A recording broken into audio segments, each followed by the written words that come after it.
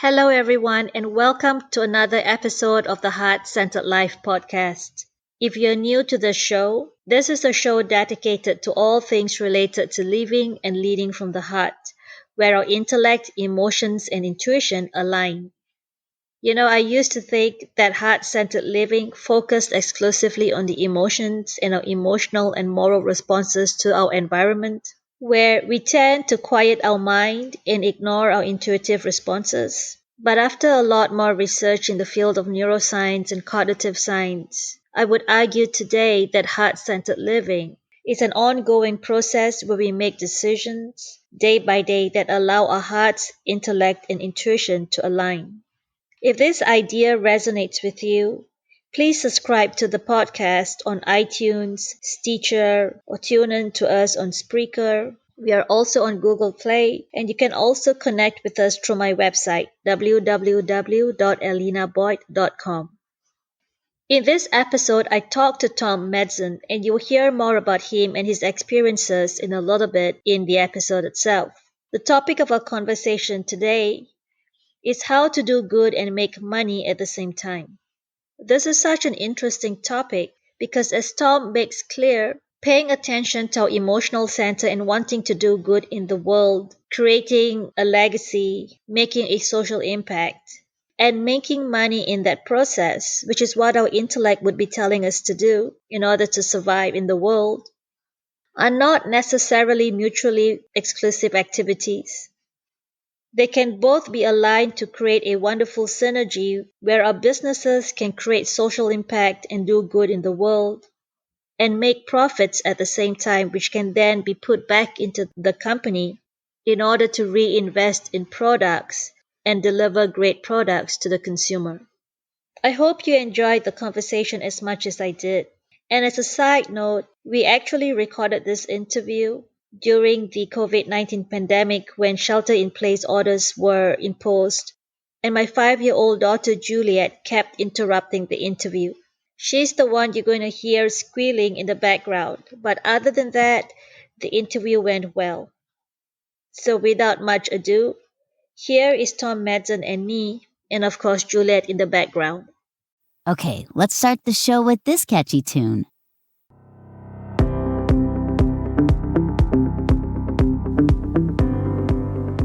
Welcome to the Heart Centered Life podcast, where we discuss everything that relates to creating a life that makes you the most fulfilled. Join us every Tuesday morning for great ideas on how to use creativity to find that heart-centered space that is your deepest happiness, so you can then successfully create the positive change that you wish to see in the world. Now, here's your host.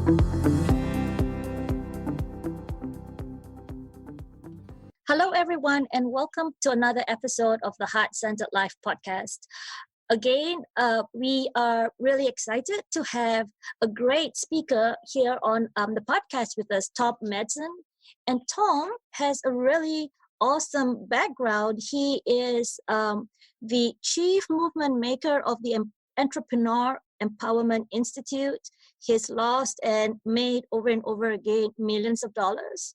And he leads an emerging global enterprise that aims to empower 10,000 authority entrepreneurs and help them build a global movement of more than 7 and 8 figures.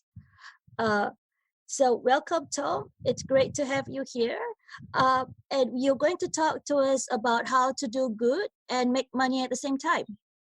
Yeah, so excited to be here. Thank you for the invitation. Thanks to those of you tuning in.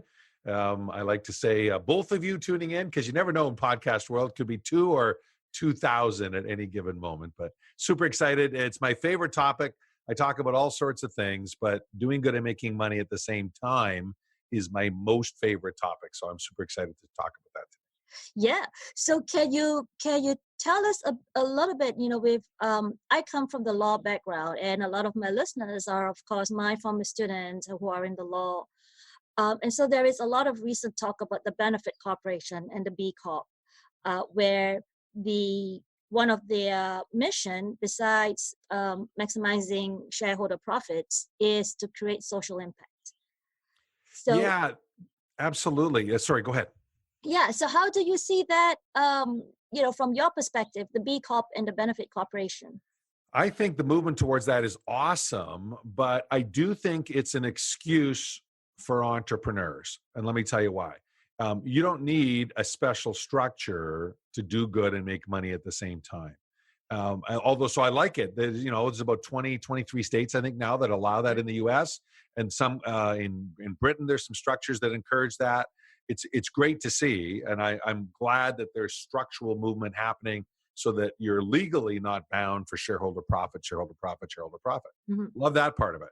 But what I don't love is that it gives some entrepreneurs an excuse of, well, I don't operate that way, therefore I can't do this. And that's just not the case. Yeah. We'll talk today about how any business can do this. I personally believe in setting up a nonprofit to run in parallel with your for-profit. Yeah. And have both of them weaving along, because there are some tremendous advantages for that. That's what we do. Our nonprofit is called the Entrepreneur Empowerment Institute. Our for-profit is called the Embark $1 Million Authority. But you can also, every single idea that we're going to talk about can run just out of a for-profit entity, or it can run out of a B-corp, or it can run out of a not-for-profit corporation, frankly, because it's more of a philosophy. Yeah. And, the old model was you make a lot of money and then you give some to the poor. Yes. Right? That's what philanthropy really is. I mean, if you think about it, right? Oh, I made $100 million. I'm a movie star. And so now I'm going to set up a foundation so I don't give money to the government. I'll give it away to my foundation. Yeah. Great. Love it. And by the way, I fully applaud that. Yeah. Mark Zuckerberg and his wife did that with Facebook. They put billions into their operation. Yeah. So did but it's not. They didn't set up a 501c3 even. Yeah. They actually set up an LLC. And now you think, well, he's obviously got all kinds of legal advice at Facebook, right? Mark Zuckerberg, he's probably got more lawyers on retainer than most companies have employees. Yeah. But why did he set up an LLC?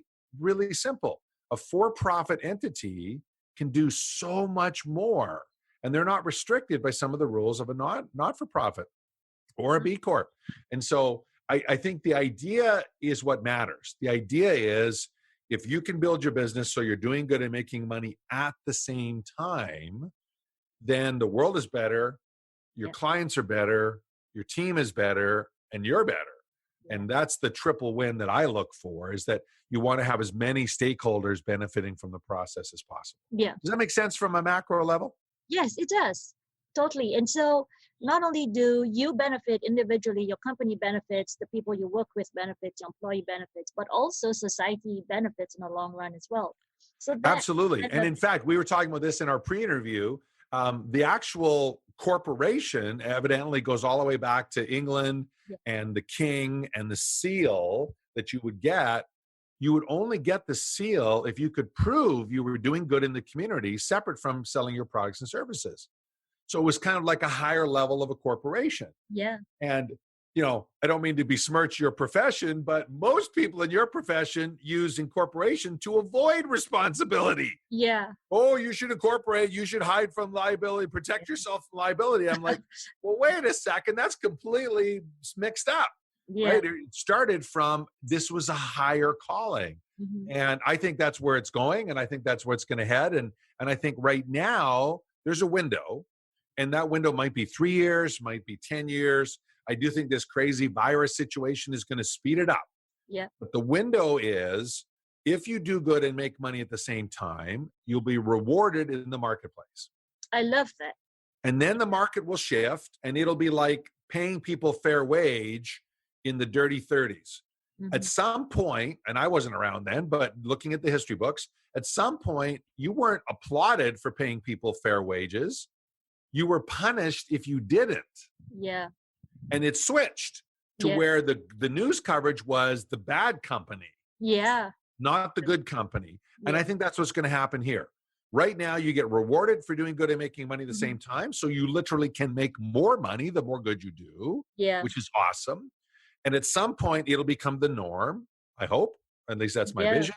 And then right after that, you'll get punished if you're not. Exactly. You're going to be frowned upon for not doing what you should do. You'll be punished if you're not. And you're seeing this now with companies responding to the crazy chaos of the virus 3M recently got raked over the coals in the media, and they responded aggressively with, hey, this is what we're doing to help out. And all of a sudden they went from goat to hero in 48 hours. Yeah. Right. Yeah. And literally hundreds of millions of dollars of share value came back when they got the word out. So they were ready for it. Good for them. But most of us aren't 3M, right? We don't have big, massive operations. Yeah. But as entrepreneurs, here's the cool thing. You build a system to do good and make money at the same time, you do make more money. Yeah, you do have more profit left over, and you can do good at the same time. That's the best of both worlds. I love it. I love it. So can you tell us a little bit more about how to do that exactly? Absolutely. And I have an acronym for those note takers out there. It spells the word profit, because I figured that's the good, juicy irony of this. Yeah. You have more profit if you do this right. PROFIT. So for the note takers, start with P, which is PR related. And I love to share this story. I was building coffee bars several years ago, and we had the world's first coffee bar that you could walk in, order, or it's like pick a green bean from the sacks of green bean and order it. Say, I want a pound of Guatemala. I'd like it medium roasted, please. And we would take the green bean, put it in the roaster, and in 8 minutes, you'd get it hot out of the roaster and take it home. Nobody was doing that. Roasting on demand. Yeah. And we also happen to use certified organic coffee, and the best coffee we could find. And that was like game-changing technology. And in the first 21 months, we had 23 articles written about this. 22 of the 23 talked about our partnership with Coffee Kids and how we funded microloans to help women get off the slavery dependence of picking coffee. One talked about this amazing roasting on demand technology as the lead item. Yeah. And I remember looking back and I was like, I can't believe it. We have this unbelievable technology. We're roasting on demand and they're not talking about it. Yeah. So and my business partner said, hey, Tom, you're getting all these articles. They talk about it later on in the article. Yeah. But their job, I realized their job is not to promote us. Their job is to promote issues that care to their readers or their listeners or their viewers, right? Yeah. And so that's where people get mixed up on media. They think it's their job to promote us. It's not their job. Yeah. Right? So, but the reason P is the first step is you want to pick a cause. If you're a business, you want to pick a cause that is media friendly, because then you'll get lots more coverage. This was early on. Microlending wasn't a Nobel Prize winning idea yet. It was just a really cool idea of helping women in developing countries get off the economic dependence on coffee.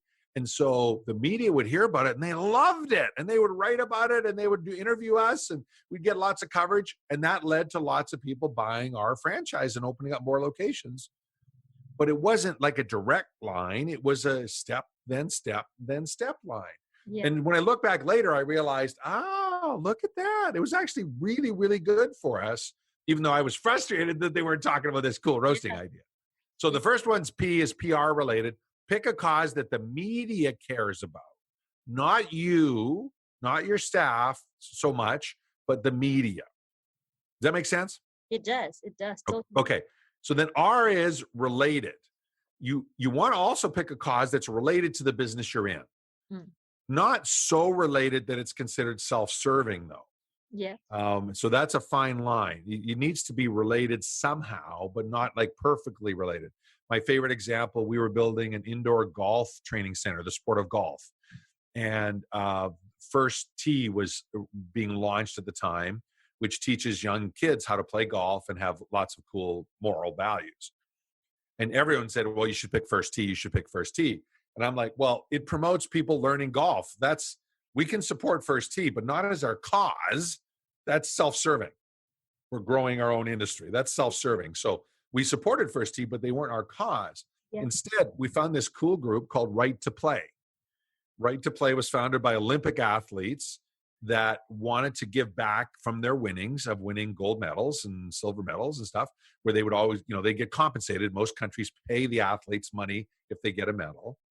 And they would give money in Right to Play. They would give money to help kids in developing nations play sport instead of, frankly, shoot each other. Yeah. And it was this amazing concept. And you would see their promotional videos and you'd cry just at the the challenges that young kids in developing countries had not being recruited into armies. Yeah. At the age of 12, my son's 13 years old. I'm like, he'd be like 1 year into the army already in some countries, right? Sadly. And so we love this cause. We thought it was amazing. And then we decided that, for every golf lesson we did, we'd donate $1 to Right to Play. And so the second one is related. Find something that relates to the business you're in, that you're passionate about, so that there's a natural tie-in, and that the people that write about you in the media and your customers go, that makes sense. Yeah. Coffee Kids made sense, right? It helped women get off the economic dependence of coffee. So on the first level, you think, well, it teaches them not to pick coffee. Well, yeah, but it helps the family grow and survive better. Oh, okay, I got it. So there's a nice tie-in. And in that case, it also happened to be microlending, which supports entrepreneurship. And we were selling franchises for these coffee bars, so that was entrepreneurship driven. So you want to find something that's related. Any questions on related? Is that clear? Oh, that's pretty clear. That's pretty clear. Okay. The next part is obligation. And this is a hot button. I believe you should contribute a percentage of gross, or better yet, a set amount of gross rather than a percentage of net. Because a percentage of net can be fudged. Let's be clear. And I first learned this. I was speaking at a socially responsible entrepreneur conference, and I was in the green room getting to know some of the speakers. And this gal had been a special investigative reporter for ABC and then CBS and then BBC. And she had just launched the coverage on the Body Shop cosmetics store that caused the Body Shop stock to drop by £1 billion overnight. Because they were testing on animals and they were doing a whole bunch of other things that they said they didn't do. And she exposed them to their lies. That's what they were. They were lies. No other word. As a lawyer, you're like, oh, don't call them lies. No, they were lies. They were proven in the marketplace to be lies. Their stock dropped. And it should have, because they were deceiving. Yeah. And she followed for several years. She put this story together, and she followed Nina Roderick, the founder, who professed all these great things. And she was speaking at a I remember this clearly. It was a junior Chamber of Commerce, Global Chamber of Commerce in Mexico City.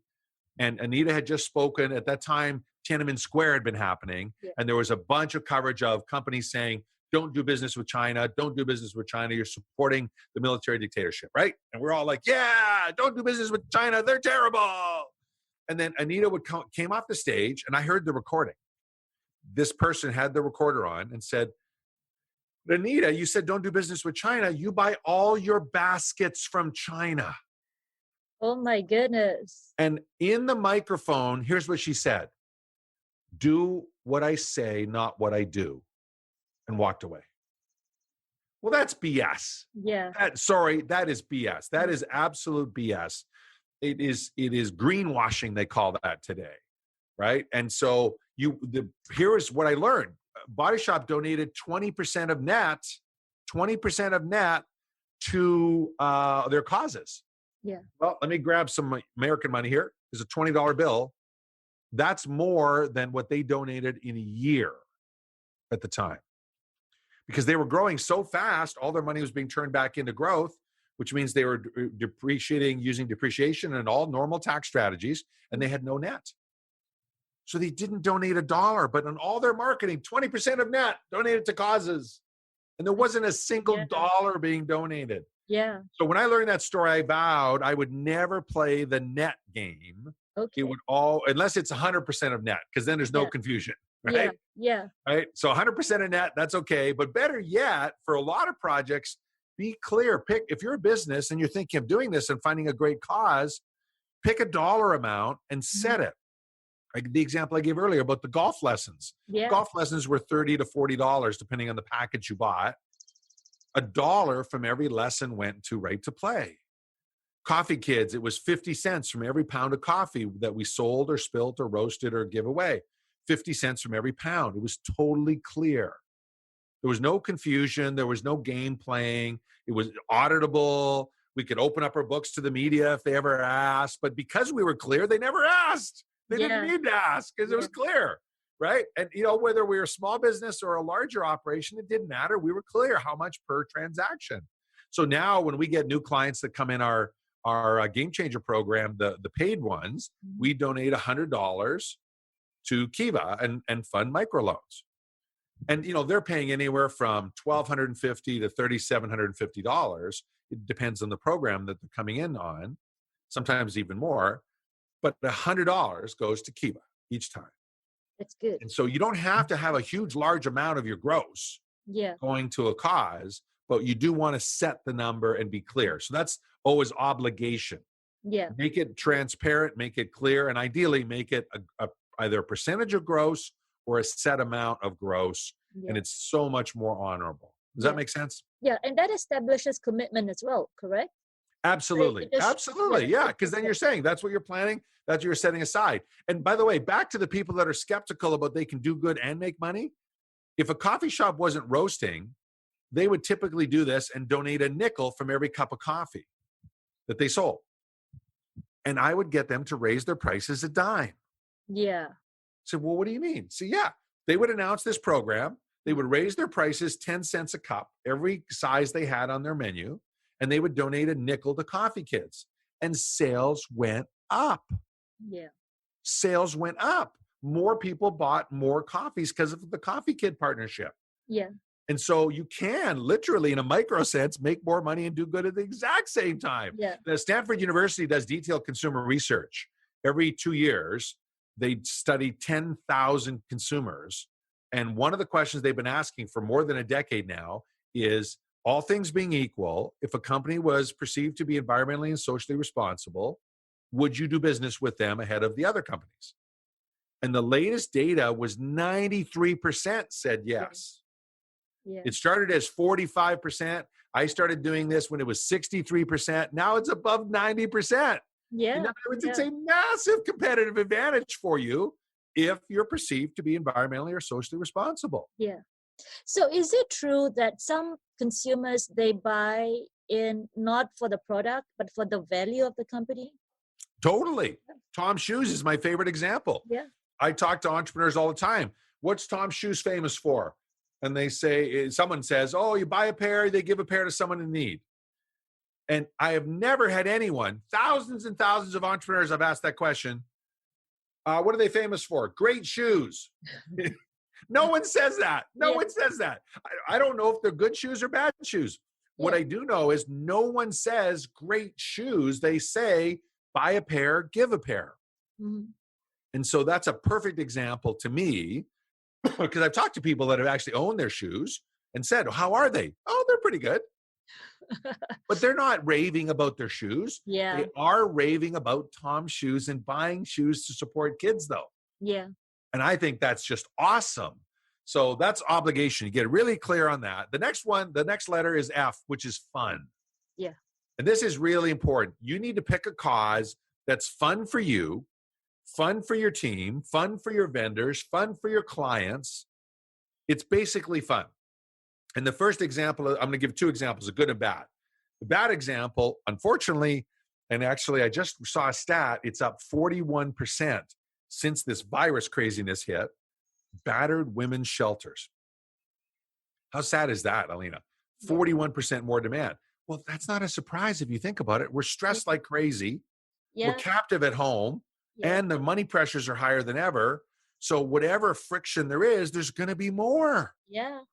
And right? you were actually right. There were actually reports that were coming out around the stay-home orders that we can expect to see more domestic violence. And, yeah. And that's so sad. And if you talk to anyone that's worked at battered women's shelters, it's a terrible, terrible place to work. It sucks the life out of your soul because you're getting the worst of humanity exposed every single day. Every single day. So to me, you wouldn't pick a cause that's battered women's shelters. Does that mean you don't support them? No. Do it with your philanthropy, not your strategic philanthropy. That's what I call this, by the way. Strategic philanthropy, your cause. Don't make it your cause. Support them with some other money or time, but don't make it your business's cause because it'll suck the life out of you and your team. Yeah. Now, the exception might be hotels, right? If you were running a hotel, you could print up a little card that gives the women 3 nights at your hotel, space available basis. They keep it in their wallet or the purse, and they could use it whenever they needed to in an emergency. That would be cool. If you're in the hotel business, that could be a fun, well, at least less dramatic. I don't know if it ever becomes fun, right? But at least you're a safe haven for them. Yeah. That could be okay. But it's not fun on the other side. Now, the flip side is an example that I learned years ago that now is called Casual Fridays. Have you heard of Casual Fridays? No. So Casual Fridays is a trend in the offices to wear on Friday, you wear casual clothing, right? You're familiar with it. Yeah. So that started with a strategic philanthropy promotion. A lot of people don't know this story. In the 80s, the 1980s, that's back before Google, you kids listening in out there, back when they had these things called yellow pages that you actually had to look up things to see where businesses were. It's crazy. And so back then, there was a jean company called Bootlegger Jeans. They were mainly in Western Canada, but they had locations in every shopping center. And they, at that time, you only wore jeans on the weekend. Nobody wore jeans to work. Nobody. It was all suits and ties even. In fact, you didn't even not wear a tie if you were a man. You were always a suit and tie, and women were in blazers and the whole bit. And they said, wouldn't it be nice if we could get one weekday? If we could just get one weekday, now we'd have 3 days a week instead of 2. That'd be 50% more wear and tear. We'd sell a lot more jeans. Mm-hmm. So someone in their company, smart gal, probably a woman, more than likely, came up with this idea of partnering with the local children's hospital, and you buy a big button, and the button was Casual Friday supporting Children's Hospital.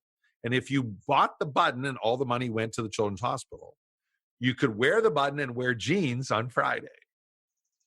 And very quickly, it spread like wildfire for 2 reasons. Wildfire, because now you were a hero. You were supporting Children's Hospital, and you could wear jeans on Friday. Yeah.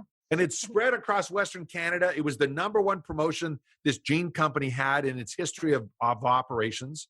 Very quickly, other jean companies copied it, and it spread across North America, and then it spread across the world. And along the way, the donation to the Children's Hospital disappeared, and now it's just a thing. It's just a thing. Casual Fridays is just a thing. And with everyone telecommuting from home, it's casual every day now. Yeah. So who knows what's going to happen in a few months, right? If I'm in the suit business, I'm worried. There may not be a suit business on the other side of this, right? It may be gone. So anyhow, that was such a fun thing for the jean stores to promote. They sold the buttons in their stores, and all the gross, 100%, went to the cause. They actually paid for the buttons. The jean store paid for the buttons even, because they knew they would sell more jeans. Yeah. And they did. And everybody won. So that's an example of fun. Finding a cause that's fun and empowering, and it makes you feel good about it every time you're supporting it. Okay? Next up is I. Now, this is one that's a little tricky and will offend some people. I'm just telling you in advance, because sometimes people have a cause and it violates this letter. The other ones are pretty good, but this one people tend to violate. I believe that we have an obligation to teach people how to fish rather than give them a bunch of fish. Mm-hmm. So I is independence. Independence. I believe, and you don't have to follow this letter for this strategy to work. I'm just telling you right now, if you want to support the food bank, they fit all the other criteria beautifully, but they don't fit this one. They don't fit this one. It's a handout. Food bank is a handout. Is it needed? Yes. Is it needed more than ever? Yes. So, but it's not about independence. It's not about teaching that person to not need a handout. It's about a handout. Yeah. And a good friend of my girlfriend at the time, her stepmom used to work with an international development agency, the Canadian one called CEDA. And they supplied millions of dollars of aid to Africa. And after 10 years of doing this, she lived in Africa. She quit.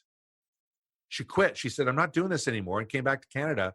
And I remember asking her one day, why? And she said, our money created such an addiction handout that none of the problems were being solved. Yeah. And she just was fed up with that we were causing the problem we were seeking to solve. Well, no surprise, it's a handout, right? Handouts don't solve independence. So my belief is pick a cause that has independence built into it, and your long-term impact is way better. Yeah. That's why for entrepreneurs, I support microloans. Micro-lending, typically to women in developing countries, for $50 or $80 or $100, they set up a business. they have a higher loan repayment rate than businesses in North America do, because they're based on character, not credit. And women are the ones that running the businesses in most of these developing countries, because frankly, they're the smart ones anyhow. Us guys eventually catch on to that story. It's true. And so they're the ones running the businesses. They're getting great results. It's supporting them. We now have microloans in, I think it's now 34 countries. 34 countries. Wow. And I love it. And we'll continue to do more. And I'll have, over the years, we'll have thousands and thousands of microloans, because you get paid back your loan and then you can relend it if you want. Yeah. And it was founded by some Microsoft multimillionaires. Up until very recently, they covered all the admin cost of running the operation. Now the admin cost is so big because they've done over $1 billion worth of loans that they actually offer it as an upsell. When you do a loan, you say, would you like to add 15% more for our head office costs? And it's an option. You don't have to do it, but I do it now because I appreciate head office cost. I get it. There's a cost there. And if we don't cover that, then they have to take it from somewhere else. They can do less loans. So I get it. But that's the independence. What do you think about that one? I love it. So I think, it's a difficult issue, because on one hand, even in this pandemic, right? We have people handing out food, and there really is a need to give people who are struggling food today. Totally. Yeah. Yep. And you read news reports about cars being lined up miles long just to get food, and so there is a need. But I do agree that it's better to give people the tools and resources so that they can empower themselves, as opposed to giving them what they need for survival. So totally.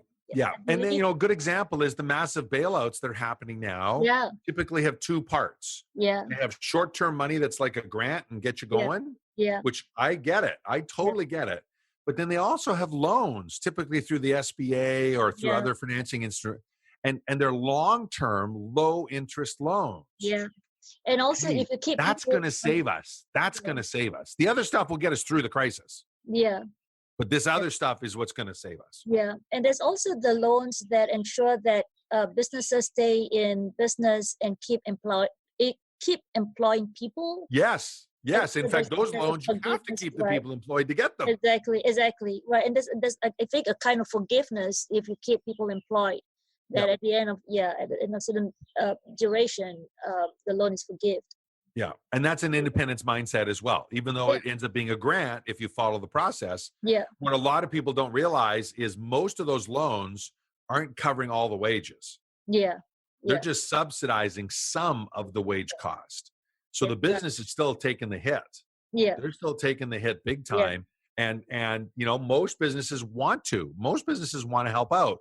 People who think, the business owners are terrible. They don't know a lot of business owners. Because I'm telling you, most business owners really care about their people, and they really want to see them taken care of. But they also don't want to go out of business doing that. And so independence is so, so important. It's why we're giving away our scholarships. We'll talk about that in a moment. But we're giving away scholarships to one of our high-ticket programs, because we have realized that the best way we can serve is not by selling programs to people right now. It's by giving them, letting people come in, develop their own high-ticket program, make some money, and change their life. Yeah. And they will refer us. They will do other things with us. We know that. We'll get rewarded down the road. But in the short term, we can give them this amazing gift, and it'll totally change their life, and we love it. And so we're on a mission. That's why we're seeking out people like you and your show, and want to get out and tell people about it, because independence is really, really important. My worms? No, Juliet. I'm sorry, I'm going to have to edit this out.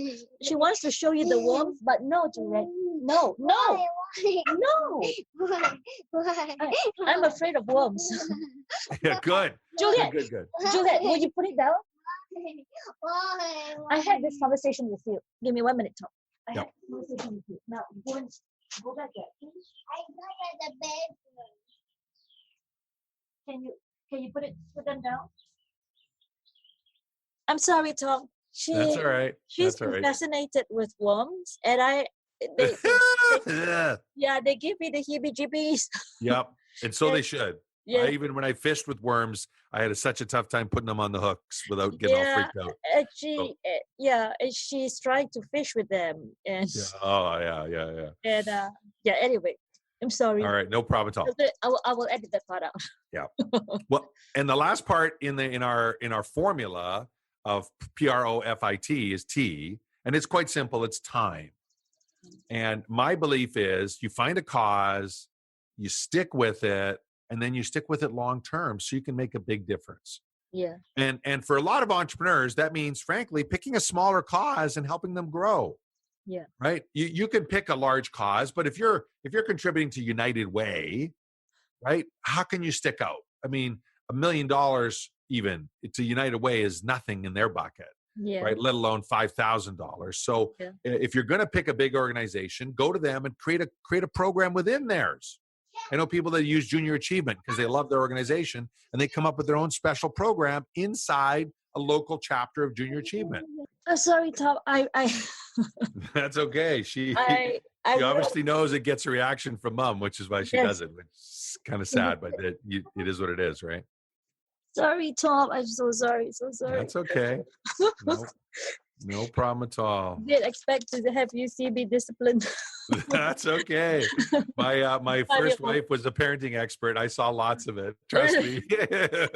Sometimes I saw lots of it. I saw good, bad, and ugly examples all the time. Parents would come in and I'm like, and they also know how to push your buttons, kids. They're very good at that. So and a lot of people have given me advice too. And sometimes it's get them to stick the star on the like a reward chart. So we tried that. Yeah, it's a challenging environment, especially now when they're extra, like they can't get out, they can't see their friends as much. It's I can only imagine how tough it's got to be on some parents. So that's all right. All right, so we'll jump into the letter T. We'll start over that one again, okay? Yes, thank you. You got it. Okay. And so the last part of the formula, PROFIT, is the letter T, and it's quite simple. It's for time. And what I mean by that is pick a cause and stick with it. Pick a cause and stick with it. And generally, if you're dealing with a small not-for-profit organization, that's easy to do. If you're dealing with a large organization, you're not going to make a big dent with your money in their organization unless maybe you pick up a new program to set up and run and fund. That's really cool. I know some people who do that with Junior Achievement. It's part of the reason why I like Kiva, because I can do a different loan every single time, or I can do $25 to 4 different groups or whatever I choose at that time. And so my favorite example, though, of time is I live near Vancouver, and the top radio station is called CKNW, the top dog, 980 CKNW. And it's been around since the 1940s. And it's been the number one radio station since the 1940s. Wow. Unbelievable. And they have a cause that used to be called for years the CKNW Orphans Fund. And people would contribute money and they would help orphan kids out. Well, we're a developed country. We don't have orphans anymore. You don't have orphans anymore in America, right? That just doesn't happen anymore. There's social systems and safety networks. But a few years ago, they renamed it to the CKNW Kids Fund. But for now, like almost 75 years, I guess it is, they've been supporting this great work with kids. There's about 3.5 million people in the total trade area that we are in. Every year, they raise $4 to $5 million. It's amazing. They literally get more than $1 for every person in the area. And not that many listen to one radio station, right? Yeah. So, but that's how connected they are with the community. They've done it so long that many businesses, their sole fundraising is contributing to the CKNW Kids Fund. I see. And so they've built this legacy that goes way beyond. And I believe it's half the reason they're number one in the market still. Because generations of kids have now grown up knowing CKNW they care. Yeah. They care. And in the radio business, that's half the battle. They're talk radio. And it's, talk radio is tough enough to survive, but they got to show they care. They have a heart. Yeah. And so that's the formula. If you're picking a great cause, PR, related obligation fund, independence and time, find a cause, approach them and say, here's what you want to do. Here's your plans. And guess what? They'll support you too. They'll help spread the word. That's one of the cool things about this. They'll help spread the word. But more importantly, as your customers find out and as your prospects find out, they'll support you even more. I love it. Love it. Love it. It's such a cool thing. And you can do this with a small business or a big business. Doesn't matter. If you're running a nonprofit and you're helping out in a nonprofit, you can find a business that fits the reverse criteria and approach them. And now they become your partners in the community. And now you have ongoing revenue coming in. Yeah. So it works from every direction. And one other thing, if anyone tuning in is involved in an organization of entrepreneurs or nonprofits, it's the one talk I give for free anywhere, anytime. Because the more we do this, the better the world is. I love it, love it, love it so much. Yeah. And so you are also the chief movement maker of your organization. Is that the organization that's giving out full scholarships to? Yeah, that's my title in both the for-profit and the not-for-profit, because I really believe that's what entrepreneurs are. We're creating movements. Mm-hmm. And we monetize the movements, and that's how we get paid, but we're creating movements if we're playing at a high level. And Entrepreneur Empowerment Institute has this offer for anyone tuning in. If you want to build a business where you package your wisdom and knowledge, i.e. we call that being an authority entrepreneur, or you want to package your wisdom and knowledge studying a market, I call that being a reporter entrepreneur, right? Lawyers do that all the time, right? Very few people have Supreme Court experience, but they study Supreme Court cases and they learn from the judgments and the decisions and they become better lawyers. That's like we call that reporter authority. So you can have researched authority or you can have direct authority. If you want to package that and build a 6 or even 7-figure business, we have a program called the Game Changer Program Academy. It's a 4-month training. We have 12 coaching calls a month, content, support, accountability systems. It's something we used to sell for $15,000. And then we split it into 2 programs, a $10,000 version and a $25,000 version. It's the $10,000 version that we're giving away as a scholarship. The link will be in your show notes. You can take a look at it. And not everyone gets it. I will say right now, about 82% of the people that apply qualify. But if you qualify, it's our gift. You get the whole program, all the training, all the support, and we coach you to create your own high-ticket program. And if it's someone that cares about the topic we've been talking about today, you'll love it because a great high-ticket program also leaves great impact in the world. I love it, love it. And so we build that in together as part of the model. And in fact, we were talking in our pre-interview, if you were to do it, and you're invited to, Alina, to apply, if you were to do it, I would suggest you create a program around creating socially responsible enterprises. Yeah. Because there's a huge opportunity for that. And what's amazing is most people that work in this field think you should do this for free. It's like, well, why?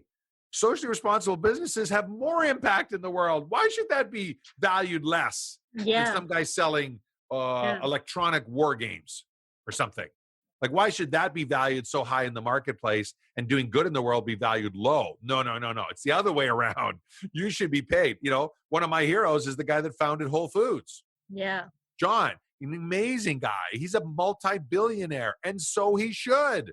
Some of the things they do with suppliers behind the scenes that no one knows about, unless you do your homework and really dig into it, are amazing.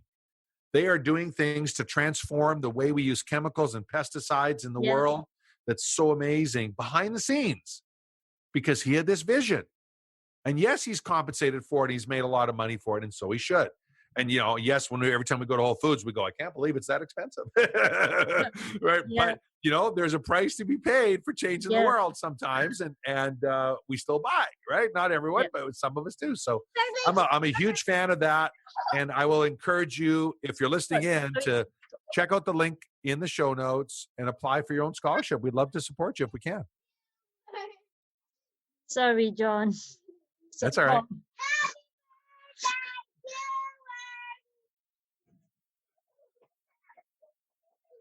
That's okay. We're in the home stretch. Don't worry about it. Yeah.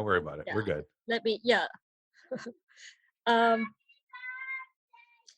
Yes. And so is the scholarship you're accepting people on a rolling basis, correct? We are. We originally planned to do $1 million worth of scholarships as a test. And we did that in November of 2019. And it worked so well that we said, okay, we're going to up our game.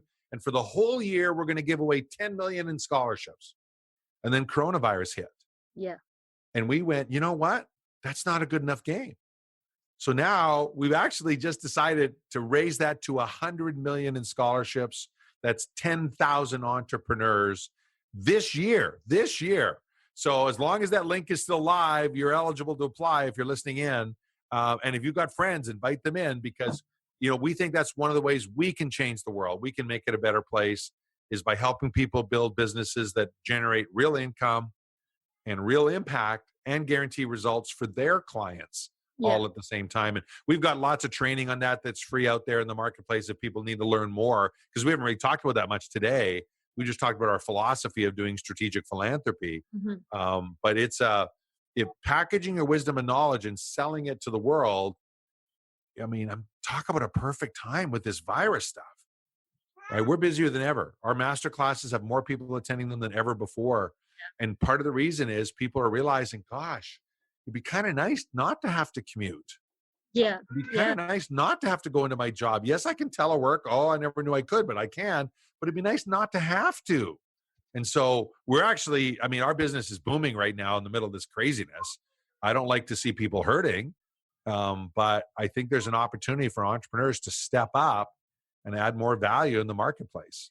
And it's going to force us all to do that. Yeah, I love it. So for people who do apply, they fill in a form, they send it to you. What happens after that? When does your program start? So the link that you'll see on the show notes takes you to a short video from me, and then there's a link below to apply. And based on the answers, the software will automatically accept you or send you a polite rejection and other training to go to. Because basically, if you're rejected, it means you have no authority and no time, and we don't want you wasting your time or ours. Yeah. And so then we'll send you to some training to get some authority. Yeah. But if you're accepted, the onboarding system happens. We have onboarding calls every month. There's 12 coaching calls a month. There's all the training. There's templates and checklists. It's a full-on high-ticket program where we teach you how to create your own high-ticket programs. I love it. All the systems are there, and it's really a lot of fun. It's actually pretty I cool. love it. You're welcome. Okay, I was going to wrap it up. So for people in the audience, if they want to work with you, that's the best way to get in touch with you. That's the best way. Oh, you can always reach out to me on LinkedIn, Tom Matzen, M-A-T-Z-E-N, M-A-T-Z-E-N, depending if there's some Europeans listening in, and connect with me on LinkedIn. But absolutely, go take a look at the scholarship. If it's something that resonates with you, we'd love to have you apply and see if we can do some good in the world. Yeah. So thank you, Tom. This has been a wonderful conversation. And I want to say thank you for spending this hour with us. So I wish you all the very best with the program that you are creating. I hope you get great applications from the people listening in. And again, thank you so much. You're welcome. Thanks for your time. You've reached the end of another episode of the Heart-Centered Life podcast. If you enjoyed today's episode, head over to elinaboyd.com for our free resources and materials and to access the show notes for today's podcast. Until next time, thank you for tuning in. Spread the word by leaving a rating and review on iTunes.